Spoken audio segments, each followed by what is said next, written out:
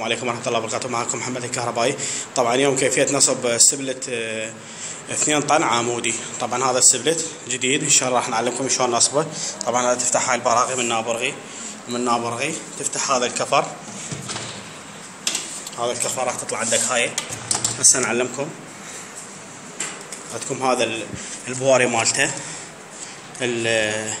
مالت الغاز، وعندك فتحات حسب المكان تريد تربطه. هاي الكيبلات مالته تطلع وياه. هاي الكيبلات مالته، هاي الفتحات خارجيه خلفيه صفحه، وعندك هاي من الصفحه، حتى عندك من الاسفل انت بعد مخول. طبعا الكهربائيات هنا الربط مالته هسه راح نفتح لكم اياها ونرجع. طبعا هسه رجعنا لكم بعد فكينا هذا القبق. طبعا عندك هنا الحار والبارد، حار والبارد هنايا. هسه راح نشوفكم شلون ربط. اول شيء تربط لي هذا المساعد الهن للخط اللي يوصل للمكيف للسبلت الخارجي. هذا راح نكبسه بهذا. هسه راح نكبسه ونشوفكم اياه. طبعا هسه كبسناه، هذا شوفه نكبس هذا بصوره صحيحه. تسحب الواير عمود، بعدين شنو نكبسهن كلهن نكبسهن. عندك هذا الثاني موجود الواير مالته، هذا نوع الواير مالته. طبعا هسه راح اشوفكم اياه عبره منه. هذا شوفه، وهم ينكبس هنا بهذا. اكبسه وارجع لكم. طبعا هسه كبسناه وهذا رجع بصوره صحيحه، وهذا مكانه. هذا يروح للسبلت الخارجي، هذا يروح للسبلت الخارجي. طبعا عندك هذا الحار والبارد. هسه راح نربطهن كيبل نوع موجود الكيبل مالته. هذا نوع الكيبل مالته، هذا الكيبل مالته موجود. يكون هذا الحار طبعا الجوزي والازرق بارد، وهذا الايرث نربطه هنا. هذا هنا مكان الايرث راح اربطهن وارجع لكم. طبعا هسه ربطناها كلنا بصوره صحيحه، وشفتوا هذا الحار والبارد، وهاي الجوزه ربطناها، وكانت هاي هم ربطناها. طبعا هاي الخريطه مالته ما لكم علاقه بها بالكارت. كلنا نضبط هنا وتضبط هاي.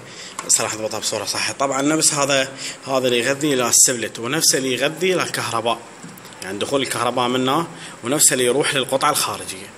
هسه احنا لازم نجيب واير ثاني نطي حار وبارد للكهرباء منه، نفس اللي يروح للقطعه الخارجيه، ونفس اللي يطي عليكم. طبعا هسه عبرنا هاي البواري من هنايا، ودخلنا من البواري ونشدن هنايا. عندك هذا هنايا الراجع، وهذا دخول الغاز. هسه راح نربطه. هذا شوفه هسه راح نربطه. ينكرب في الكندك، لازم ينضبط، ينفحص في مادة الماء والتايت عمود خاف تصير عندك. هاي طبعا هاي الكهربائيات كملناها وقفلتها وعبرت الكهربائيات.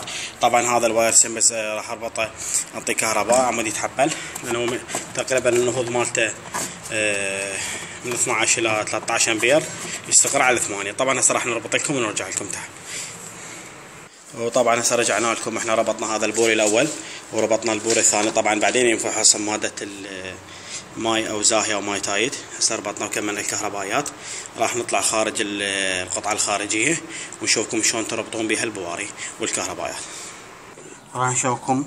السلام عليكم. هاي طبعا احنا نرجع لكم. هسه البواري هاي ربطناها وكملناها. هاي طالعة هسه من مناك وربطناها. هاي منها دخول البوري، نفس منها تربط البواري ما يقبل الغلط. هذا الجو الغاز، وهذا الراجع، وهاي الكهربائيات. طبعا ما يقبل الغلط. ال ان 1 2 3 والتي 3 والال سهلات، يعني التي 3 موجودات ان شاء الله. هسه راح نربط ونرجع لكم. طبعا هسه احنا ربطناكم البواري، بس لازم ينضبطن في، يعني هاي من تفتح. هسه راح نفتح لكم ونحصلكم.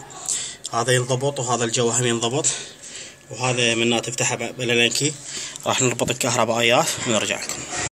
بعد ما رجعنا لكم غلفنا البوري، غلفنا البواري، شوفوا غلفناهن، والكهربائيات ربطناهن نفس الربط. هذا الربط تابعوه عليه، خاف تحتاجه. ما يقبل غلط. ان 1 2 3 والتي 3 والال ما يقبل غلط. عفوا اخر شيء ما يقبل غلط هذا الربط. طبعا احنا كملنا هسه، بس راح نقفل ونشوفكم من جوا.